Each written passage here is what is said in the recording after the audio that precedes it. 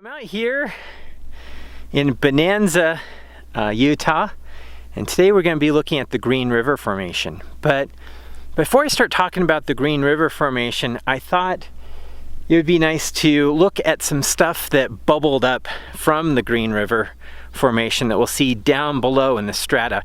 But we're actually above the Green River Formation, and we're at a site where they've been mining a lot. So there's a lot of danger signs all around because there's a lot of old mines that are around here. And today we're going to look at what they were mining here in Bonanza, Utah. And it wasn't gold, it wasn't silver, it wasn't any precious alloys. It's something very strange that they were mining, and I want to show you guys.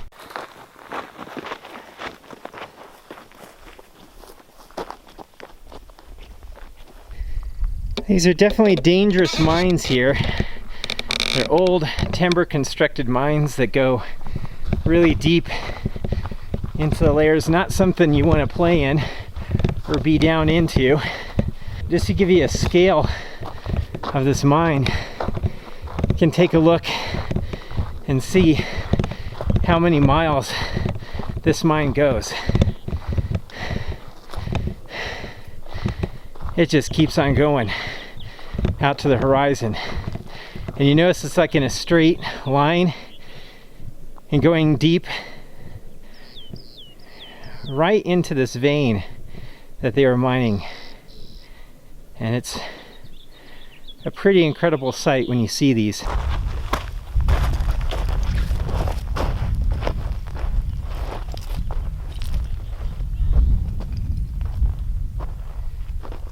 Now, I'm standing right next to a big outcrop of sandstone that's in the lower Uintah Formation, which is Eocene in age. And right here we have a big vein of this material, this black stuff. And this is not coal, although it kind of looks like coal. It's really shiny. And this stuff is called gilsonite. It's also called uintite, named after the Uintah Basin, which is one of the few places in the world where it's found. Now, gilsonite is a really interesting mineral, and it's named after Gilson, who was an early geologist. And he came out here and he discovered this black shiny stuff. Now, it is somewhat combustible. What it does when it gets heated is it basically melts like a wax, and that's because it has a really high wax content in this mineral. And actually, if you heat it up, it looks a bit like lava. It starts to flow, which is really interesting and one of the properties of why they mine it. Now, gilsonite's been used in all sorts of things. It's been used in dyes for paints to get a really dark paint. It's been used in a lot of lubricants because it's basically a waxy substance. And so it's been mined for over 100 years here in these deep veins. Now, how these veins formed and why it's found in these straight lines across the basin is really a fascinating story. Now, it has to do with the fact of where this gilsonite is bubbling up from, and that's in the strata below, which is the Green River Formation, which we're going to be taking a look at today. Now, one of the things that was happening in this region of Utah was that the rocks at the surface were being extended. That means they're being pulled apart. And when you pull apart brittle layers of rock, they start to crack. And basically you form what are called normal faults. These are faults that tend to be very vertical. And what was happening is, as the basin of this part of Utah was being pulled apart, it opened up these long, thin cracks in the hard sandstone Uintah Formation. And that meant that these cracks were then infilled with gilsonite, with this black stuff that basically, when it was heated, was trying to flow up into these cracks and crevices of the overlying strata. And that's why you find gilsonite in these thin veins extending across northeastern Utah. Now, what's pretty incredible about this is that this material is kind of related to how oil is formed. Now this gilsonite is sort of immature, very, very immature oil. It hasn't broken down the complex carbon polymers that form the waxes in this. If the Green River Formation, if these rocks were buried deeper, it would have made this stuff break into smaller and smaller molecules, carbon molecules, that would then form natural gas and oil and flow and bubble up. What ended up happening was that these rocks were not buried deep enough. They're only Eocene rocks, so they're only about 50 million years old. And so what ended up happening is this waxy substance did flow, and it flowed up through these big faults to fill in that space. Now the underlying Green River Formation is economically very important because it is the source of a lot of Utah's oil. And that oil is found in a specific layer that we're going to go and take a look at. And that's the layer in which these carbon-rich mineral gilsonite or uintahite formed at and bubbled up from. And so we'll go look at some of the oil shale in the Green River Formation.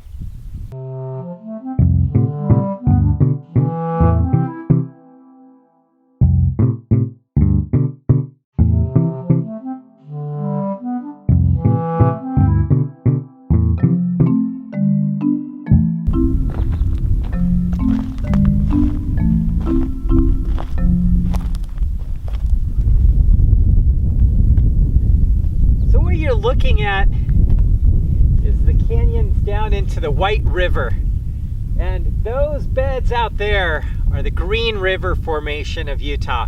These are Eocene rocks that were deposited here 50 million years ago in the middle of the Cenozoic. And what's really fascinating about the Green River is you'll notice that this formation, this rock layer, has thin beds. These thin beds are because this was at one time an ancient lake system here in northeastern Utah. Now the Green River Formation was deposited over a span of about 3 to 4 million years in the shallow lake that formed here. Now the shallow lake formed because the drainage to the oceans were cut off from the rivers. So the rivers were blocked. To the north, we have the Uintah Mountains, a large mountain range that was coming up during this period of time. And then to the west, we had the sphaerorogeny, the Wasatch Range, that was this old mountain range to the west. Then to the east, we had the mountains coming up in Colorado that formed the Colorado Rockies. These include the Park Range that was coming up and the Front Range. And then to the south, we had the Colorado Plateau that was coming up. And this meant that this area, this part of Utah, northeastern Utah, was a large basin during the Eocene. And all of the rivers that were flowing into this basin had nowhere to drain to. So it formed a very large lake, a freshwater lake that formed here 50 million years ago. And this lake was called Lake Uintah, and it was part of a series of lakes that formed during the Eocene as these mountain ranges were coming up and basically trapping the water within these intercontinental basins. To the north, in Wyoming and southwest Wyoming, we have Lake Goshute, an ancient lake where present-day Green River, Wyoming is. And then a little further to the west, we had Fossil Lake or Fossil Basin. And that's where Fossil Butte National Monument is. Now, Fossil Basin's unique because lots and lots of fish have been preserved in the Green River, particularly a small sardine-looking like fish called Nidea, which is the state fossil of Wyoming. Now, Nidea you find in lots of rock shops. It's a relative to herring, a very small little fish, and thousands have been found in various deposits in the Green River Formation. Now, occasionally, this lake system was very shallow, and occasionally things from around the lake would flow into the lake. These included insects and leaves from plants that would fall into the river, and occasionally you might find some Eocene mammals, sometimes some turtles or crocodiles have been found in this lake. Now during this time, during the Middle Eocene, it was extremely warm throughout the planet. It was one of the warmest periods on Earth, was during the Middle Eocene, around 50 million years ago when these lakes were being deposited. And that meant that we had things like crocodiles and sort of tropical palm looking trees that were here in Utah, which today is a desert. Now, the Green River Formation, this was formed in this lake, and this lake was biotically very rich because it was so warm. And there was a lot of algae and lots of other organisms living in the lakes that were being deposited. And this provided a rich source that would later produce the oil shale that the Green River is famous for. So we're gonna dive down into this canyon over here, head down towards the White River. Now the White River is coming across from Colorado. It comes across eastern Utah, eventually meets the Green River Formation in Ouray, and then they head down to Moab through Desolation Canyon and meet the Grand River or the Colorado River in Moab, and then they keep on heading south into the Grand Canyon in Arizona. So this is a tributary to the Grand Canyon, and it's a fabulous canyon in itself. Wonderful exposures of the Eocene Green River Formation. So let's go take a look and see what we can find.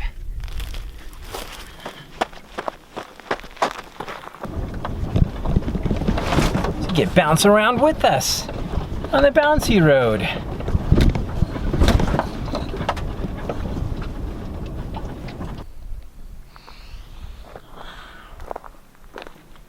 Oh, wow. This is incredible, this view. Wow. This is the Green River Formation, and it is breathtaking. Just to be out here, right on top of this cliff, looking down on the White River in the middle of nowhere in Utah. And you can just see how thick these rock layers of the Green River are. Just an incredible thick unit. Just a breathtaking view up here. Oh, just all the way up. I don't think we're going to be able to make it down. You can see the mahogany level exposed in this cliff over here, but I don't know if we're going to be able to go down and sample it. This is just a wonderful, wonderful view, and just incredible to be out here. This is an incredible view. Oh my gosh. Look at this. Wow. Wow. Don't drive over the edge here.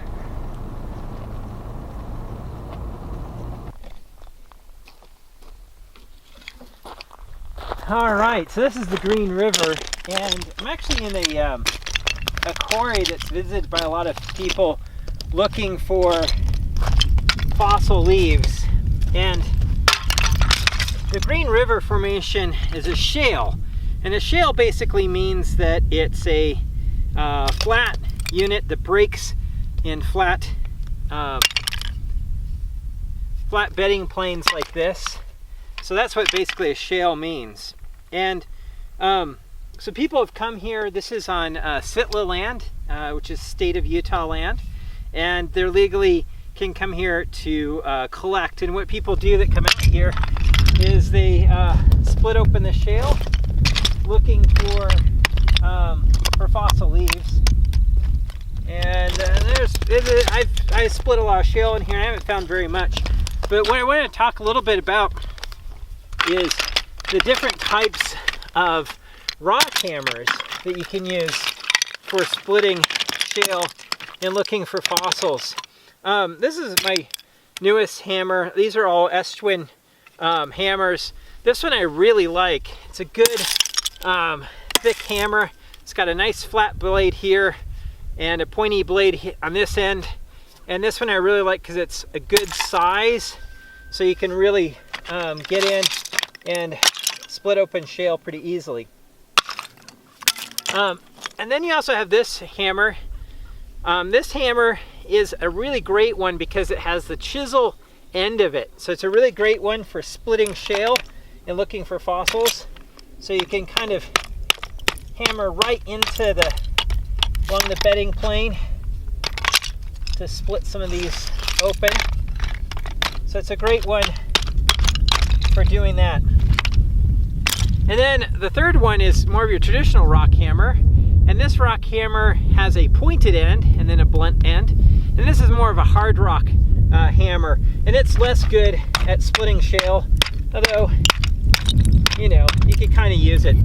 So I'm going to try to use this one as much as possible today because it's big. And the bigger pieces of shale that you pull out, the more likely you're going to find a whole leaf or some really cool fossil in that. Now this has been picked over pretty well. I'm going to see if I can find a place that not as many people have been to and do some splitting of shale, and we'll see what we can find.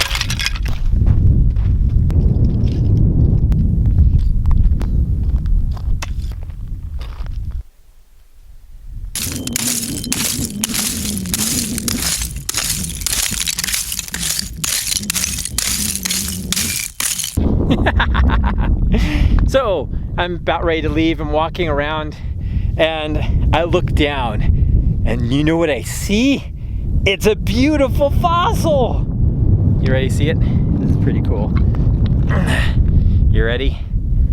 Oh, I haven't even touched it. Oh, oh. Great music going right now. Do you see that beautiful fossil? I mean, there's no denying that right there is a beautiful leaf. It's just sitting here. No one's collected it. Right in the quarry where everybody's flipping stuff over. Yeah, that's an incredible leaf. Really nice. That's one of those other sumacs that are really common that I mentioned before. You can see the variegated sort of rigid leaf margin here. You can even see the vein coming through it. What a fantastic fossil we found just by wandering around.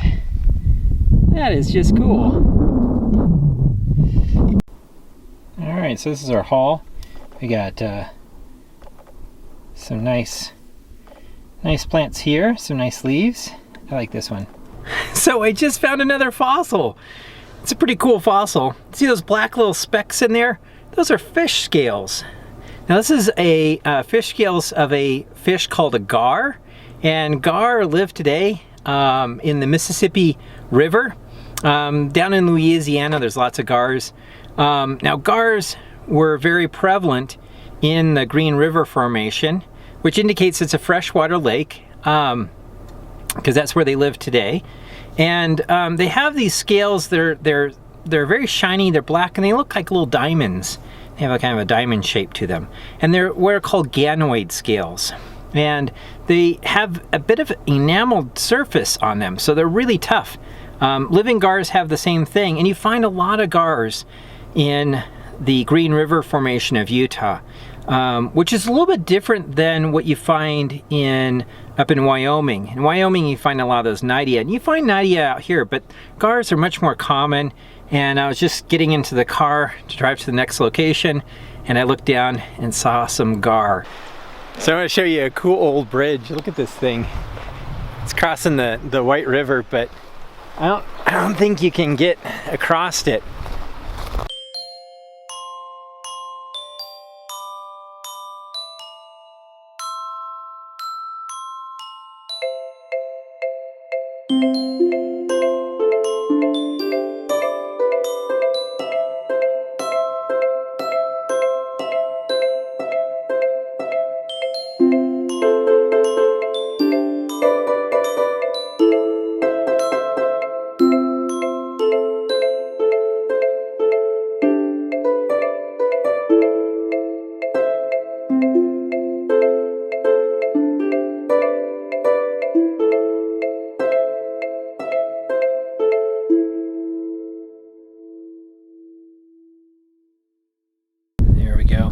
All right, so I promised that I would show you the mahogany level, and that is the rich oil shale.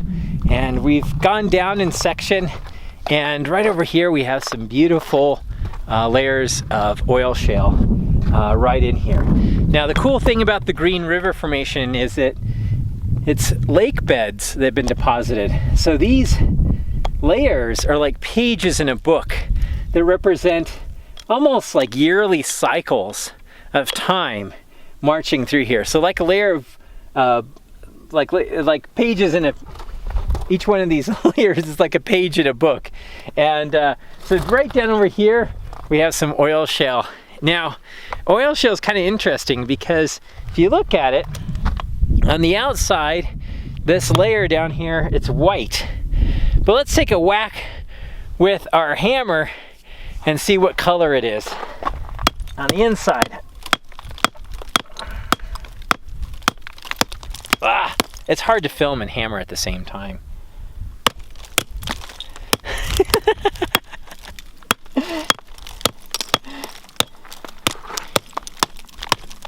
Get a big hunk out of here.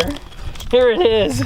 And you'll notice it's black. And it's black because it has a high carbon content. And that is that this is oil shale, and it's black on the inside.